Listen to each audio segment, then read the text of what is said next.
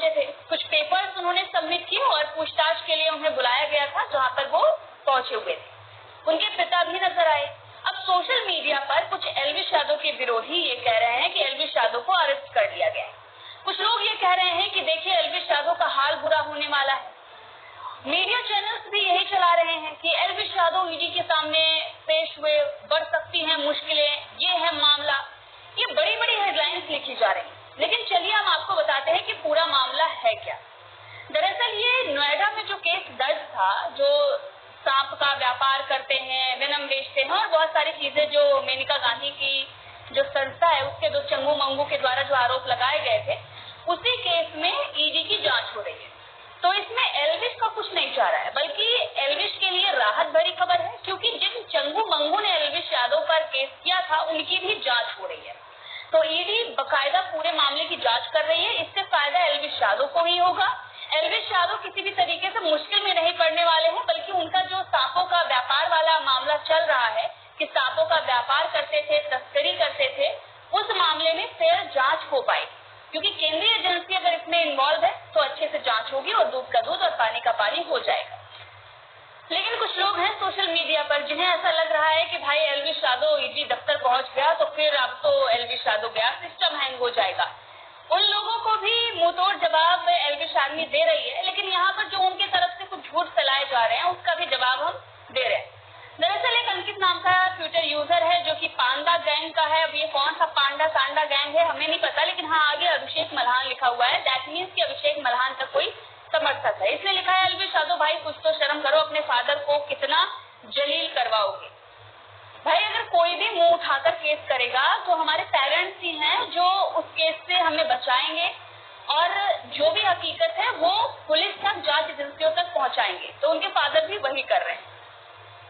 वो उनकी रिस्पॉन्सिबिलिटी है कि वो अपने बच्चे को बचाएंगे। कोई जलील नहीं हो रहा है और मुंह उठाकर केस किसी पर भी हो सकता है। अब वहीं पर कुछ ध्रुव राठी के भी समर्थक हैं जो यहाँ पर ज्ञान दे रहे हैं और एल्विश यादव के बारे में काफी कुछ गलत लिख रहे हैं। अब जो लोग एल्विश यादव के केस पर सवाल खड़ा कर रहे हैं उन लोगों के लिए दो टूक जवाब ये है कि केस किसी पर भी हो सकता है। एल्विश यादव पर तो केस चंगू मंगू ने किया है, कभी भी ये पूरी तरह से केस खत्म हो सकता है। लेकिन ध्रुव राठी के खिलाफ कितने केस दर्ज हुए हैं? स्वाति मालीवाल जो कि आम आदमी पार्टी की सांसद हैं, उनके मामले में खुद दिल्ली पुलिस ने मामला दर्ज किया है ध्रुव राठी के खिलाफ, जिसको आप पापा बनाकर बैठे हुए हैं। यहाँ तक कि अयोध्या पुलिस ने भी एक मामला दर्ज कर दिया है। तो ऐसे तमाम मामले ध्रुव राठी के ऊपर भी दर्ज हैं। अब जर्मनी में बैठकर तो कोई भी भोग सकता है। अगर वो इंडिया में होते पता नहीं कितनी बार पूछताछ के लिए उन्हें बुला लिया जाता। तो हर बार के वो पूछताछ के लिए जाते, दैट मीन्स उन्होंने क्या उनकी फैमिली ने गलत किया है, या इसी तरीके से जो एल्विश यादव के लिए लिख रहे हैं तब आप उनके लिए भी लिखते नहीं। हर किसी के ऊपर कुछ न कुछ अगर कोई इल्जाम लगता है तो फिर वो अपनी बेगुनाही भी साबित करता है। ऐसे तो हमारे जितने देश की जो पॉलिटिकल पार्टियां हैं, उनके जो बड़े बड़े नेता हैं, हर पर केस चल रहा है, सब जमानत पर बाहर चल रहे हैं। तो क्या उनके घर वाले जलील ही होते आ रहे हैं?